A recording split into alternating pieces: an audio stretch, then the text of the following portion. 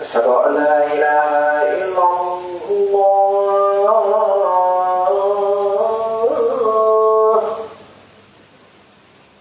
أشهد أن لا إله إلا الله أشهد أن محمدا رسول الله أشهد أن محمدا رسول الله حي على الصلاة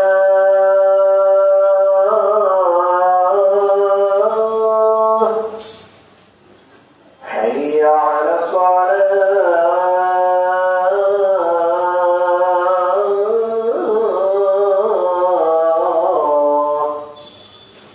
حي على الفلاح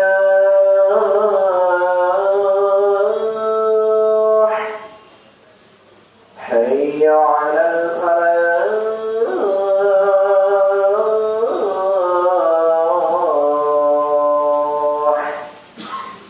الله أكبر الله أكبر لا إله إلا الله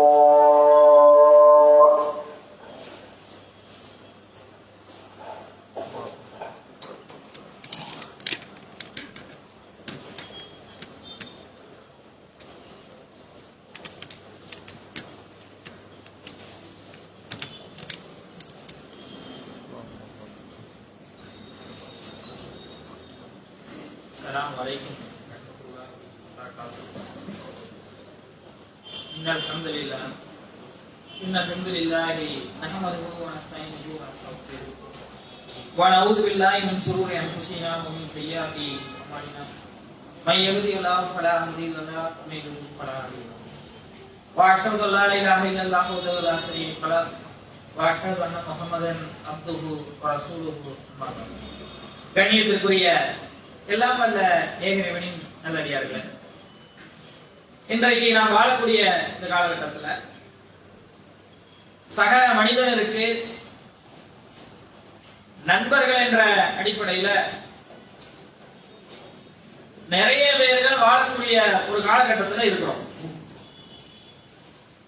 ஒரு 10 வருடங்களுக்கு முன்பாக குறிப்பிட்ட ஒரு நபருக்கு நண்பர்கள் எத்தனை பேர் என்று கேட்டால் 1-2 பேர் இருப்பாங்க. பள்ளிக்கூடத்தில் படிக்கும் போது 1-2 பேர் இருப்பாங்க.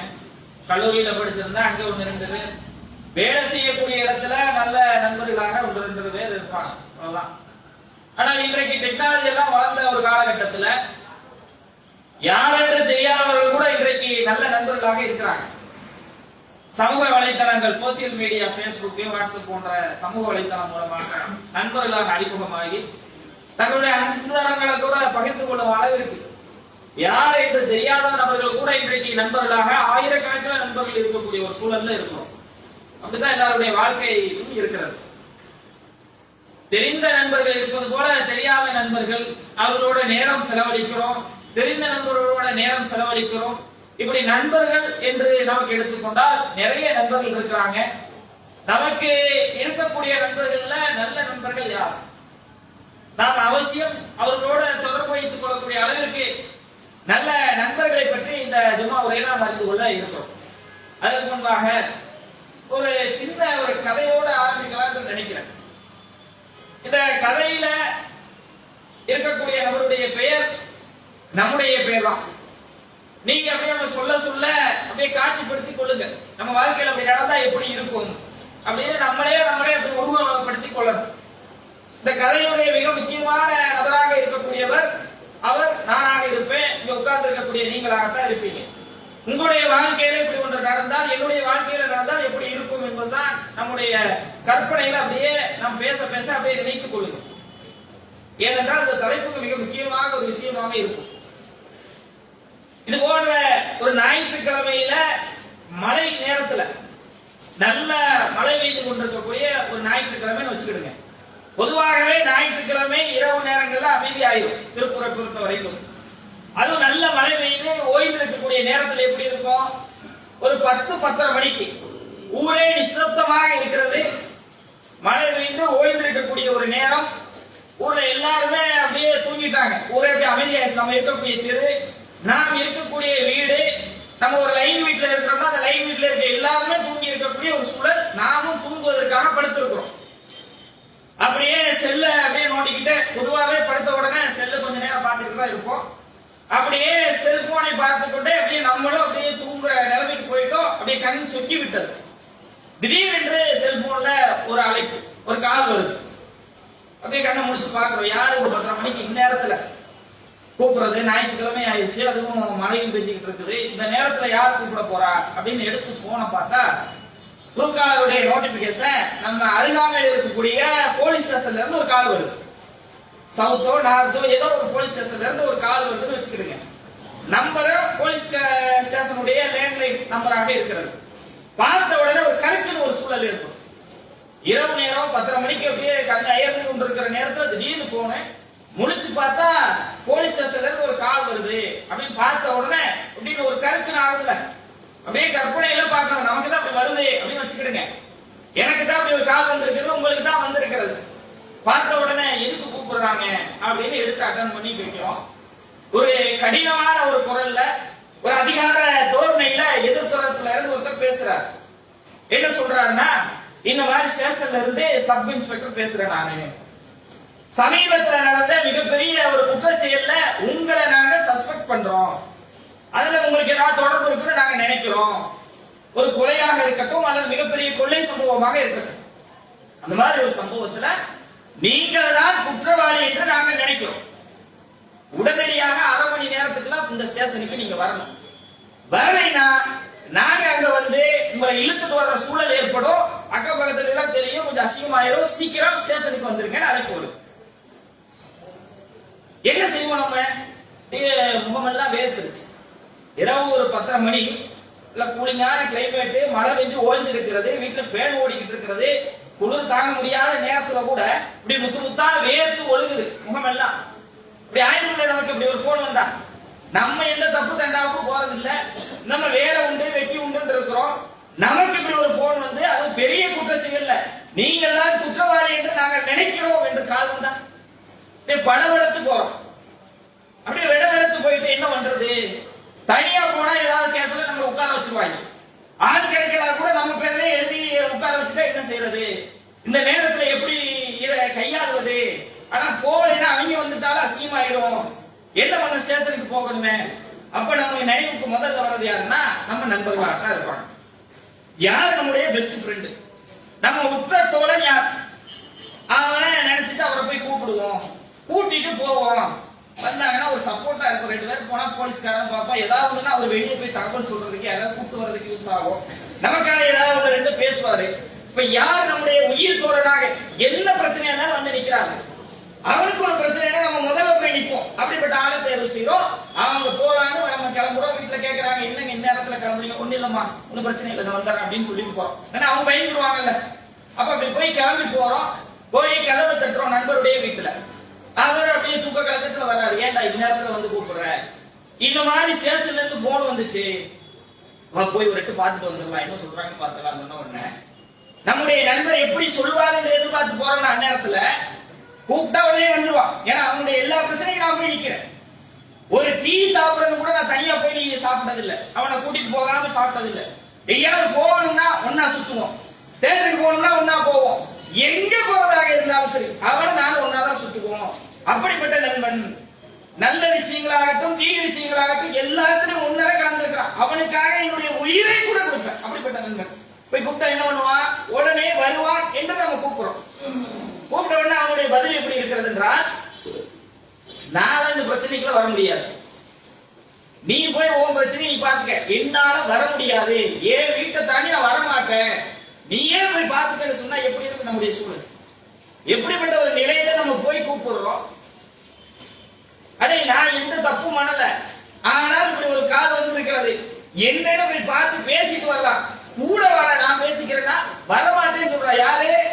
அவனுக்காக நம்ம செலவழிச்சிருக்கிறோம், அவனுக்கான நேரத்தை பண்ணி இருக்கிறோம், அவனோட சுத்தி இருக்கிறோம், அவனுக்காக உயிரை கொடுக்க கூட தயாரா இருக்கிறோம். அப்படிப்பட்ட நண்பன். ஒரு புறத்துல கோபம்,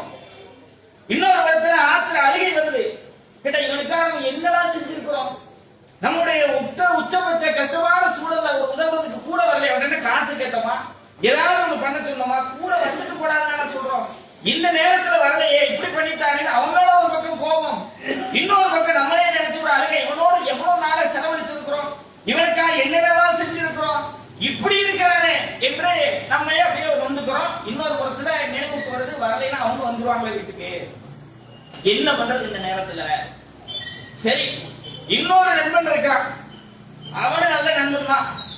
இவன் அளவுக்கு இல்லாட்டாலும் அவனோட நேரத்தை செலவழிச்சிருக்கோம், அவனுக்கு நம்ம என்ன வேணாலும் செய்வோம், அப்படிப்பட்ட நண்பன் தான். சரி, அவனே அது கூட்டிட்டு போலான்னு சொல்லி அடுத்த நண்பனுடைய வீட்டுக்கு போறான். அவன் வீட்டுக்கு கதவு தட்டுறோம், அவனும் எந்திரிச்சு வரான். வந்துட்டு நிலவரத்தை சொல்றான், இந்த மாதிரி சுச்சுவேஷன் தான். அவனை கூப்பிட்டு அவன் வரல, நீயாவது வாடா போயிட்டு வந்தா ஸ்டேஷன் வரைக்கும் அப்படின்னு சொன்னா அவன் சொல்றான், நான் வர்றதுல எனக்கு பிரச்சனை இல்லை, ஸ்டேஷன் வாசல் வரைக்கும் வெளியே வரைக்கும் தான் வருவேன், உன்னை டிராப் பண்ணிடுறேன், நீ உள்ள போய் உன் பிரச்சனையை நீ பாத்துக்க, நீ பேசிக்க, நான் உள்ள எல்லாம் வர முடியாது, கூட எல்லாம் வர முடியாது, உன் பிரச்சனை உன்னோடது, உனக்கு துணைக்கு வந்து ஸ்டேஷன் வாசல் வரைக்கும் வர்றேன், கூட எல்லாம் வர முடியாது, நீ பாத்துக்கன்னு சொல்ற. எப்படிப்பட்ட நிலையா இருக்கு நம்முடைய சூழல் அந்த நேரத்துல?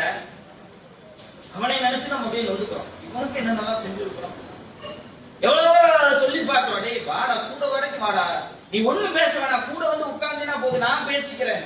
இல்ல, என்னால வரவே முடியாது, உன் பிரச்சனை உன்னோட, நீ உள்ள போய் பாத்துக்க, வாசல் வரைக்கும் வர்றேன், வாசல் வரைக்கும் வர வேண்டாம், எனக்கே போக தெரியும் அப்படின்னு போயிட்டு என்ன பண்றது, நேரம் ஆகிக்கொண்டே இருக்குது அப்படிங்கிற ஒரு தவிப்புல இவங்களோட எவ்வளவு நாளை செலவழிச்சிருக்கோம், எவ்வளவு நேரத்தை செலவழிச்சிருக்கோம், எவ்வளவு பணத்தை செலவழிச்சிருக்கோம், இவங்களுக்காக என்னென்னமோனா நம்ம தியாகம் செஞ்சிருக்கிறோம், நமக்காக ஒரு 5 நிமிஷம் நேரம் ஒதுக்கி வரமாட்டேங்கிறாங்களே என்று நொந்துட்டு என்ன பண்ணலாம் அப்படின்னு நினைக்கும் பொழுது இன்னொரு நண்பர் நமக்கு ஞாபகத்துக்கு வர்றாரு. அது நீங்க யாரா வேணாலும் வேற கற்பனை செஞ்சுக்கலாம். இந்த மாதிரி ஒரு சூழல் நமக்கு நடந்துட்டு இருக்குன்னு வச்சுக்கிடுங்க. அவரோட அதிகமா நேரம் செலவழிக்கல, எப்ப பார்த்தாலும் அவரோட சுத்த மாட்டோம், ஏதோ அமைய சமயத்துக்கு கூப்பிடுவோம், பேசுவாரு, 2 டீ குடிப்போம், போயிடுவோம், அவ்வளவுதான்.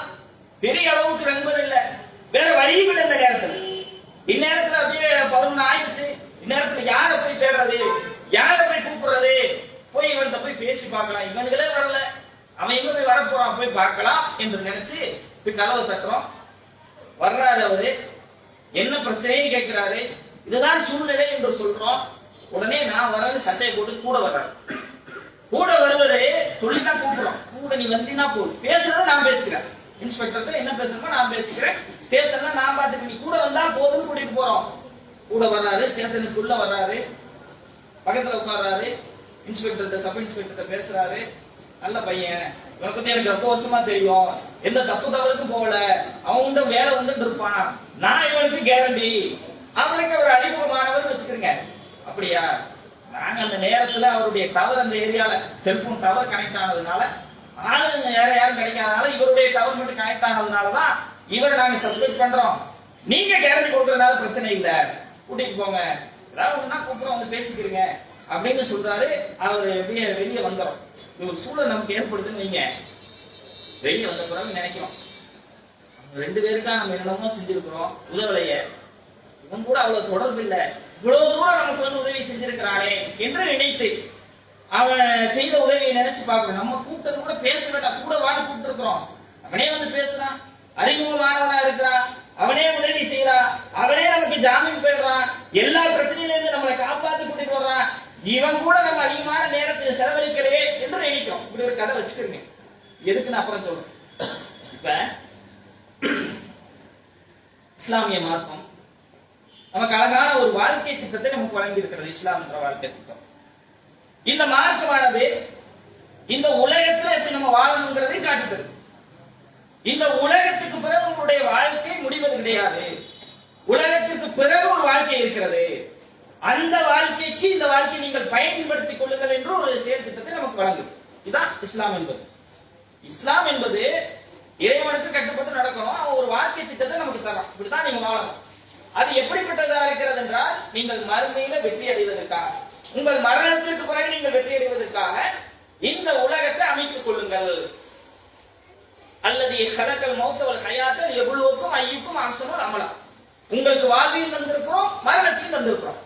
உங்களை யார் நல்ல செயலுக்குரியவர், நல்ல அறங்களுக்குரியவர் என்று உங்களை சோதித்து பார்ப்பதற்காகத்தான் இப்படி அல்லாஹ் சொல்றார். இந்த நல்லறங்களை பற்றி அல்லாஹ் சொல்லும் பொழுது, நம்பிக்கை கொண்டு நல்லறங்கள் செய்யக்கூடியவங்களுக்கு சொர்க்க சோலைகள் காத்திருக்கிறன. இந்த உலகத்துல நீங்க வாழும் பொழுது நல்ல காரியங்களை செய்து கொண்டிருந்தால், நல்ல அமலுக்குரியவர்களாக அல்லாஹ்வுக்கு கட்டுப்பட்டு நடக்கக்கூடியவர்களாக இருந்தால் உங்களுக்கு சொர்க்க சோலைகள் காத்திருக்கிறது. அது மாதிரி அல்லாஹ் சொல்றான், நம்பிக்கை கொண்டு நல்ல அறங்கள் செய்வோர் சொர்க்கவாசிகள் ஹாலிதீன ஃபீஹா, அதுல அவர்கள் நிரந்தரமாக இருப்பாங்க. நீங்க அல்லாஹ் மீது தவக்கல் வச்சு நம்பிக்கை வச்சு இந்த உலகத்துல நல்ல அறங்கள் செய்து கொண்டிருந்தீங்கன்னா மறுமையில நீங்க சொர்க்கவாசியாக இருப்பீங்க, அது உங்களுக்கு உதவும் அப்படின்னு அல்லாஹ் சொல்லக்கூடியதை பார்க்கிறோம். அது மாதிரி இன்னும் நிறைய வசனங்கள்ல நம்பிக்கை கொண்டு நல்லறங்கள் செய்பவங்களுக்கு நற்கூலிகள் இருக்கிறது, சொர்க்க சோலைகள் இருப்பாங்க, தண்டனை அந்த நாள்ல இருக்காது, இலேசான விசாரணை இருக்கும், அந்த நல்லறங்களை கொண்டு அவங்க வெற்றி பெற்று விடுவாங்க, இப்படி அல்லாஹ் சொல்லக்கூடிய நிறைய வசனங்களை பார்க்கணும். அது மாதிரி அல்லாஹ் சொல்றான், இன்னல்லதீன ஆமனு வ அமிலு ஸாலிஹாத்தி உலாயிக ஹுமுல், யார் அல்லாஹ் மீது நம்பிக்கை கொண்டு நல்லறங்கள் செய்றாங்களோ அவங்க கைருள் பரியா அப்படின்னு அல்லாஹ் சொல்றான். படைப்புகள்ல சிறந்த படைப்பு, படைத்த இந்த படைப்பினங்கள்லயே சிறந்தவர்கள் யார் என்றால் அல்லாஹ் மீது நம்பிக்கை கொண்டு இந்த உலகத்துல வாழும் பொழுது நல்ல காரியங்கள் நல்லறங்கள் செய்யக்கூடியவங்களாக இருக்கக்கூடியவங்க அப்படின்னு சொல்லக்கூடியதை பார்க்கிறோம். அது மாதிரி ஒரு கிராமவாசி நபிகள் நாயகம் ஸல்லல்லாஹு அலைஹி வஸல்லம் வர்றாங்க. வந்து அல்லாஹ்வின் தூதரை, மனிதர்கள்ல சிறந்தவர்கள் யார் அப்படின்னு கேட்கிறாங்க. அல்லாஹ்வுடைய தூதரே, மனுஷங்கள்ல சிறந்தவர்கள் யார் என்று நீங்கள் எங்களுக்கு சொல்லுங்க அப்படின்னு சொல்லும் பொழுது நபிகள் நாயகம் ஸல்லல்லாஹு அலைஹி வஸல்லம் சொல்றாங்க, யாருக்கு அல்லாஹ் ஆயுள அதிகமாக கொடுத்து வாழ்நாளை அதிகமாக கொடுத்து அவருடைய அமல்கள் நல்ல அழகானதாக இருக்கிறதோ அவர்தான் மனிதர்கள சிறந்தவர்கள் என்று சொல்றாங்க. உங்களுக்கு வாழ்நாளே எல்லாம் கொடுத்துட்டான், அமல்களும் நற்காரியங்களும் செஞ்சிருக்கிறீங்க, நீங்க தான் மனிதர்களே சிறந்தவங்க இப்படின்னு அல்லாஹ்வுடைய தூதர் சொல்லக்கூடியதை திருமதி போன்ற ஹதீஸ் கிரந்தங்கள்ல பார்க்கிறோம். அப்ப இன்னும் அல்லாஹ் சொல்றான், மனிதர்களே உங்களுக்கு மரணம் வருவதற்கு முன்பாக நாம் வழங்கியவற்றிலிருந்து நல்வழியில செலவிடுங்க. உங்களுக்கு நம்ம மரணத்தை முடிச்சுவதற்கு முன்பாக நல்ல வழியில நீங்க பொருளாதாரத்தை தான தர்மத்தை கொடுங்க, உங்களுடைய வாழ்நாளை செலவிடுங்க, நல்ல வழியில நல்ல அமல்கள் செய்யுங்க. ஒருவேளை உங்களுக்கு மரணம் வந்து விட்டால் உங்களுக்கு எந்த அவகாசம் தரப்படாது என்பதை திருமறை குர்ஆன் வாயிலாக அல்லாஹ் சொல்றான். அப்ப இந்த உலகத்துல நம்ம வாழக்கூடிய இந்த காலகட்டத்துல நாம் செய்யக்கூடிய நல்லறங்கள் நாளை மறுமையில நமக்கு உதவும். நபிகள் நாயகம் ஸல்லல்லாஹு அலைஹி வஸல்லம் ஒரு தருணத்துல சொல்றாங்க, ஒரு மனிதன் இறந்து விட்டால் அவனோடு 3 விஷயங்கள் உடன் இருக்கும், அவனோட தொடரும். அதுல ஒன்று அவனுடைய வீட்டோட நின்றும் அவனோட வராது, இன்னொன்று அவனுடைய கபர் குழி வரைக்கும் வரும், மண்ணறை வரைக்கும் வரும், அதுக்கு பிறகு வராது. 3வது ஒரு விஷயம் மாத்திரம்தான் அவன் மண்ணறை வரைக்கும் அவனோட கூடயே இருக்கும் அப்படின்னு சொல்லிட்டு சொல்றாங்க. ஒரு மனிதனுடைய பொருளாதாரம் அவன் சம்பாதித்த அனைத்தும் அவன் மரணித்த பிறகு அவனோட முடிஞ்சிருச்சு, அவன் வீட்டோட முடிஞ்சிருச்சு. அவனுடைய சொந்த பந்தம் 2வது, கபர் குழி வரைக்கும் வருவாங்க, மண்ணறை வரைக்கும் வருவாங்க, கூட வர மாட்டாங்க, அதோட அவனுடைய சாப்டர் முடிஞ்சிச்சு. அவனுடைய நல் அமல்கள் மாத்திரம்தான் அவனோடு நீடித்து அவனுடைய மண்ணறை வரைக்கும் அவனுடைய மறுமை வரைக்கும் வரும்னு சொல்றாங்க.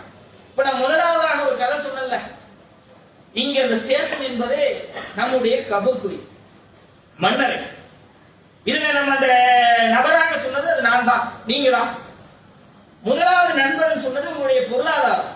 இந்த பொருளாதாரத்தை சம்பாதிக்க வேண்டும், வீடை சேர்க்க வேண்டும், வாசலை நம்ம ஏற்படுத்தணும், கம்பெனியை வைக்கணும், நல்ல வாழணும், நல்ல சாப்பிடணும், நல்லா உடுத்தணும், நம்ம மனைவி மக்கள் நல்லா இருக்கணும், ஓடிக்கிட்டே இருக்கும் பார்த்தீங்களா பொருளாதாரம்.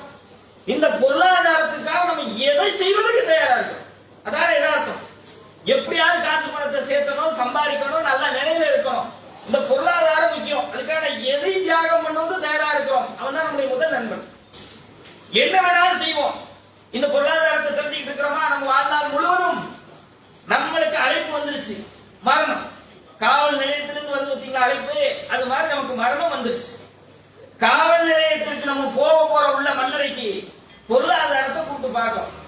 உனக்காக தான் 3 வருஷம் நான் சம்பாதிச்சேன், 40 வருஷத்தை தியாகம் பண்ணியிருக்கிறேன், எப்படி எப்படி எல்லாம் சம்பாதிச்சிருக்க, கொஞ்சம் கூட வந்து ஹெல்ப் பண்ணு, எனக்காக வாதாடு, என்னுடைய மண்ணறையில என்னுடைய வேதனை கம்மி பண்ணு, மறுமையில எனக்கு உதவி செய்கின்ற உன்னுடைய வராது, உன் வீட்டோட முடிச்சு நீ வாட்டு கிளம்பிக்கணும்.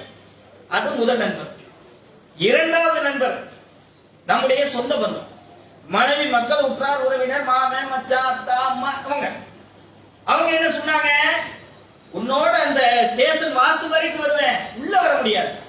மன்னரை கபிரஸ்தான் வரைக்கும் வருவேன், உன் கூட உள்ள வர முடியாது. உன் பிரச்சனை நீ பாத்துக்க. அவங்களுக்காக நம்முடைய நேரத்தை செலவழித்திருப்போம். பொருளாதாரத்தை தப்பு கிடையாது, இஸ்லாம் காட்டி தந்த அடிப்படையில் இருக்கலாம்.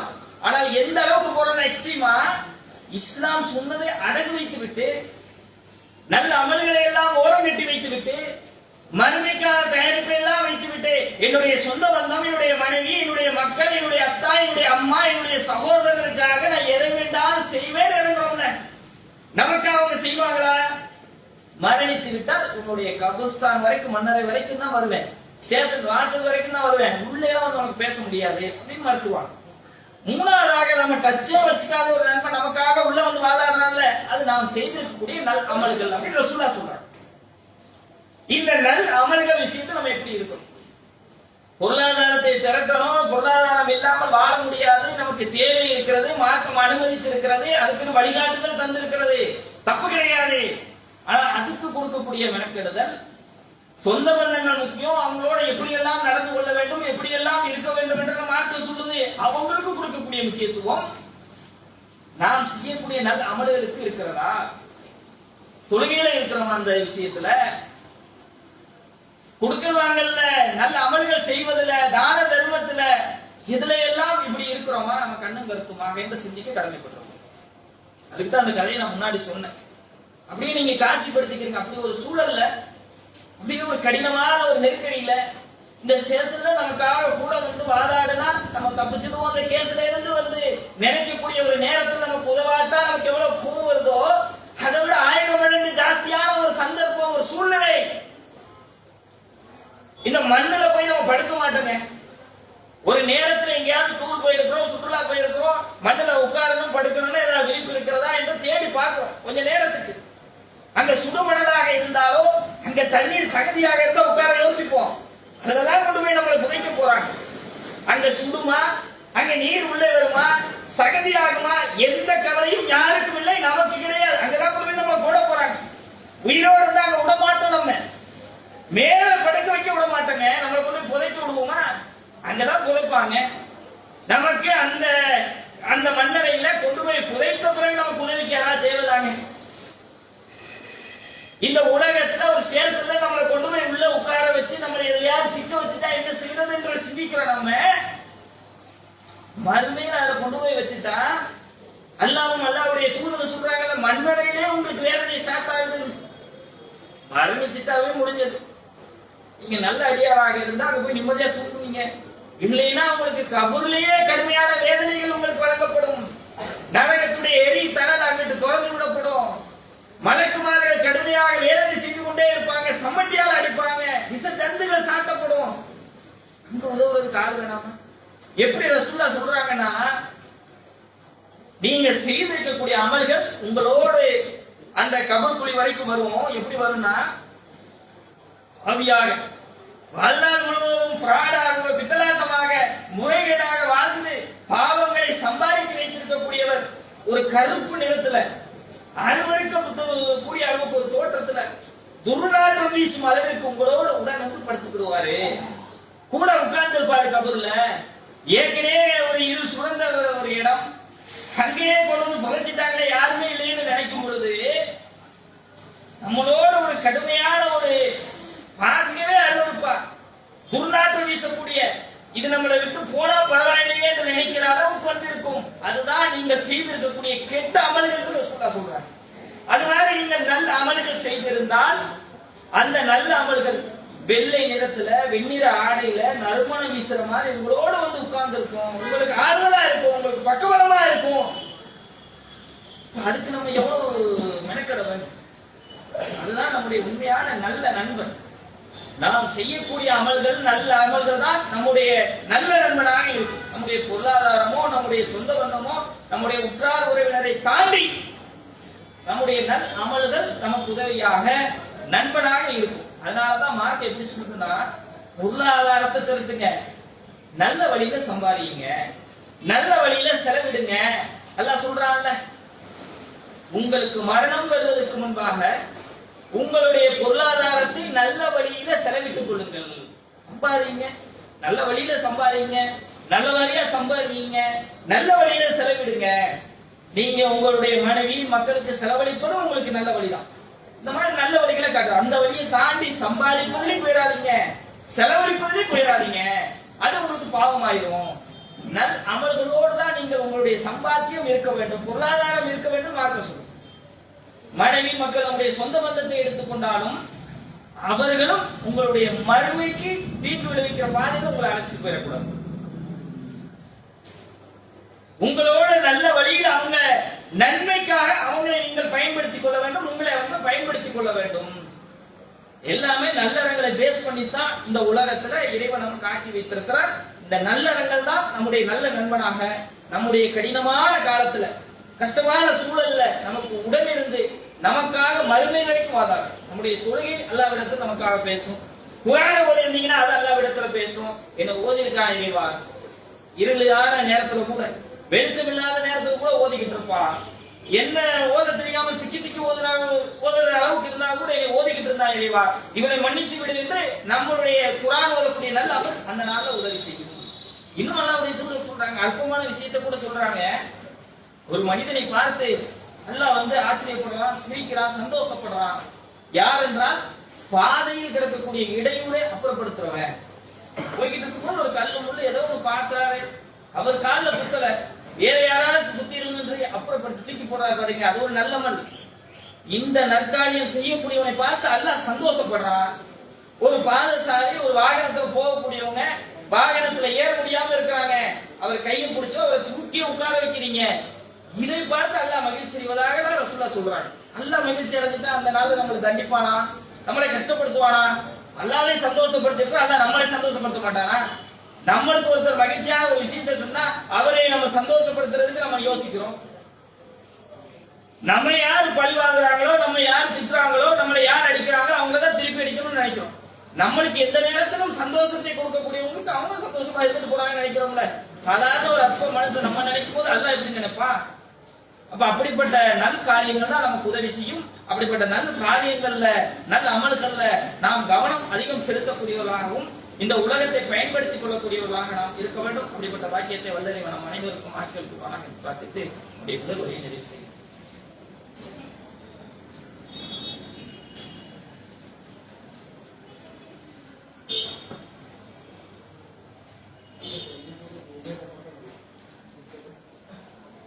இணையத்துக்குரிய எல்லாம்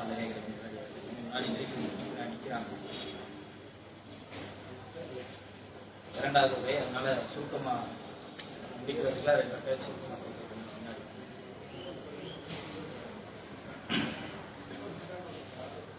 திருமறை குர்ஆன். திருமறை குர்ஆன்ல இறைவன் சொல்றான், வல் மூமினா வல் முஃமினூன வல் மூமினாத்தி பஅதுஹும் அவ்லியாஉ பஅத். இறை நம்பிக்கை கொண்ட ஆண்களும் பெண்களும் உற்ற நண்பர்கள். எல்லா மூமின்களும் நண்பர்கள் தான். ஆண்களாக இருந்தாலும் சரி, பெண்களாக இருந்தாலும் சரி, நல்ல நண்பர்கள் என்று அல்லாஹ் சொல்றான். அல்லாஹ் சொல்றான், எப்படி நல்ல நண்பர்கள் இருந்தா யஅமுருன பில் மஅரூஃபி வ யன்ஹூன அனில் முன்கர். ஒருவருக்கொருவர் நன்மையை ஏவிக்குவாங்க, தீமையை தடுத்துக்குவாங்க. யுக்மினூன ஸலாத்தி, தொழுகையை நிலைப்படுத்திக்குவாங்க. ஜக்காத்தை கொடுப்பதை பற்றி ஒருவருக்கொருவர் வலியுறுத்திக்குவாங்க. அல்லாஹ்வும் அல்லாஹ்வுடைய தூதரும் எதை நமக்கு காட்டி தந்திருக்கிறாங்களோ அதை கட்டுப்பட்டு நடக்க வேண்டும் என்பதுல ஒருவருக்கொருவர் ஆர்வம் ஊட்டிக்குவாங்க, சொல்லி தந்துக்குவாங்க. இவங்கள் தான் வெற்றி பெறக்கூடிய மக்கள் என்று இவங்களுக்கு தான் அல்லாஹ் அருள் புரியக்கூடியவனாக இருக்கிறான் என்று அல்லாஹ் சொல்றான். திருமறை குர்ஆனுடைய 9வது அத்தியாயத்துடைய 71வது வசனத்தை சொல்றான். நண்பர்களோட நம்ம நேரம் செலவழிப்பதோ நண்பனே கூடாதுன்னு மார்க்க சொல்லல. நண்பர்களோட நம்ம இருக்கலாம், அவங்களோட நேரம் செலவழிக்கலாம், அவங்களோட பேசலாம், அவங்களோட பழகலாம், எங்கேயாவது போறோம்னா போயிட்டு வரலாம், அதெல்லாம் மார்க்கம் தடுக்கல. என்ன அளவுகோல் வைக்குதுன்னா, உங்களுடைய நண்பர்கள் எப்படிப்பட்டவங்களா இருப்பாங்கன்னா எல்லாருமே நண்பர்கள் தான், மூமினான எல்லாருமே. ஆனால் அவங்களோட சில கேரக்டர் இருக்கணும், சில விஷயங்கள் இருக்கணும். ஒருவருக்கு ஒருவர் நன்மையை ஏவனும் தீமையை தடுக்கணும். உங்களுக்கு தீமையை பார்த்தா அவங்களுடைய நண்பர் அதை தடுக்கணும். செய்யாதப்பா, செஞ்சுனா நம்ம மறுமைக்கு வீணாயிருவோம், நம்ம மறுமை பால் பெற்றுவோம் அப்படின்னு தடுக்கக்கூடியவனாக இருப்பான். நன்மை ஏவக்கூடியவராக இருக்கணும். நன்மையான விஷயத்தை எல்லாம் சொல்லும்போது தொழுகை ஏவிக்குவாங்க, ஜக்காத்தை பத்தி பேசிக்குவாங்க, அல்லாவும் அல்லாவுடைய தூதரம் இதெல்லாம் காட்டி தந்திருக்காங்க, செய்யணும் பாம்பாங்க, இதெல்லாம் செய்யக்கூடாதுன்னு சொல்லியிருக்காங்க, தடுத்துக்குவேன் அப்படின்னு சொல்லுவாங்க. இவங்களுக்கு தான் அல்லாஹ் அருள் புரிகிறான் அப்படின்னு அல்லாஹ் சொல்றான். அல்லாஹ் மிக அறிந்தவனாக இருக்கிறான் அப்படின்னு அல்லாஹ் சொல்றான். அந்த அடிப்படையில நம்முடைய மறுமையில உதவக்கூடிய மிக முக்கியமான நண்பன் நம்முடைய அமல்கள் தான், நல்ல அறங்கள் தான். அப்ப அதை நம்ம திரட்டுவதில், அதுல நம்ம கவனம் செலுத்துவதில் பொடுபோக்காக இருக்கக்கூடாது, அதுல கவனம் செலுத்தக்கூடியவராக இருக்க வேண்டும். அந்த நல் அறங்கள் நம்முடைய விஷயத்துல கிடக்கூடிய பொருளாதாரமாக இருந்தாலும் சரி, நம்ம அமல்களை பாழாக்கிறோம், நம்முடைய மறுமையை பாழாக்கிறோம்னா அது அந்த பொருளாதாரம் திரட்டுவதாக இருந்தாலும் சரி, நண்பர்களாக இருந்தாலும் சரி, குடும்ப உறவினர்களாக இருந்தாலும் சரி, அதுல நம்ம கொஞ்சம் கவனையாக இருக்க வேண்டும். அதே நேரத்துல அவங்க மூலமாக நமக்கு நன்மை கிடைக்கிறது இதெல்லாம் இல்லைன்னா அல்ஹம்துலில்லாஹ் அது தொடர்ச்சியாக நம்ம செய்யக்கூடிய மக்களாக மறுமைக்கு நம்ம தயார்படுத்திக் கொள்ளக்கூடிய. திடீர்னு மௌத்து வந்து, இப்ப நம்ம சொன்னோம்ல ஞாயிற்றுக்கிழமை நாள் இரவு நேரத்தில் திடீர்னு ஒரு போன் வருது அப்படின்னு, அதுதான் மரணம். திடீர்னு வந்து எல்லாத்துக்கும் எல்லாம் நிர்ணயிச்சிருக்கான். குல்லு நப்சின் தாயிக்கத்துல் மௌத், ஒவ்வொரு ஆத்மாவும் மரணத்தை சுவைத்தே செய்யும், யாருக்கும் விதிவிலக்கு கிடையாது. எல்லாத்துக்குமே அது கேரண்டி தான். மௌத்தை விட்டு நம்ம யாருக்கும் விதிவிலக்கு கிடையாது. அந்த மௌத் எப்போ வரும்? நீங்கள் எதை விட்டு விரண்டோடி கொண்டிருக்கீங்களோ அந்த மௌத்து, அந்த மரணம் முலாக்கி கூடும், அது உங்களை சந்திக்கும்னு அல்லாஹ் சொல்றோம். நம்ம பார்த்து பயப்படக்கூடிய, நினைப்பதற்கே நம்ம பயப்படக்கூடிய மௌத்தை பற்றி நினைப்பது கூட யோசிப்போம். சில கடன் பிரச்சனையில, இல்ல தொழில, இல்ல குமர் இருக்கக்கூடிய நேரத்துல எல்லாம் நினைக்கும் பொழுது உதவிக்கு மரணம் வந்திருக்கூடாது, அந்த காரியத்தெல்லாம் செட்டில் பண்ணணும்னு நினைக்கிறோம். அப்படி நம்ம மரணத்தை பார்த்து பயப்படக்கூடிய மரணம் எப்படி இருக்குன்னு அல்லாஹ் சொல்றானா, முலாக்கிக்கும், அது உங்களை சந்திக்கும், உங்களுக்கு நேர நிக்குது. நீங்க தான் பின்னாடி பார்த்துக்கிட்டே வருதா இல்லையா, இன்னும் இருக்குது, இன்னும் நாள் இருக்குது, இன்னும் கடந்துட்டோம் நினைச்சிட்டு இருக்கிறீங்க. ஆனா அப்படி கிடையாது, உங்களுக்கு ஆப்போசிட்ல தான் இருக்குது. அது எப்ப வேணாலும் உங்களை சந்திக்கும், அதுதான் உங்களை சந்திக்கும். நீங்க அதை நோக்கி தான் போய்கிட்டு இருக்கிறீங்க, அது உங்களை சந்திக்கும். அந்த சந்திப்பு இந்த நிமிடம் வரலாம், இந்த வருஷம் வரலாம், 10 வருஷத்துல வரலாம், 10 நிமிஷத்துல வரலாம். வந்தால் நமக்கு உதவியாக நம்முடைய கபூர்லை சரி, மறுமையிலே சரி, நமக்கு உதவியாக நம்முடைய நண்பன் இருக்கிறானா, அப்படிப்பட்ட நண்பனை நாம் தயார்படுத்தி வச்சிருக்கிறோமா, இந்த நல்ல அறங்கள் நமக்கு இருக்கிறதா என்பதை நாம் கவனம் வைத்துக் கொள்ள வேண்டும். அப்படிப்பட்ட நல்ல அறங்கள் அதிகமாக செய்து சுவனத்துல சொர்க்க சோலையில குடும்பத்தாரோடு பிரவேசிக்கக்கூடிய நல்ல பாக்கியத்தை வல்லறைவன் நம் அனைவருக்கும் ஆக்கல் புரிவானாக என்று பிரார்த்தித்து என்னுடைய நிறைவு செய்கிறேன்.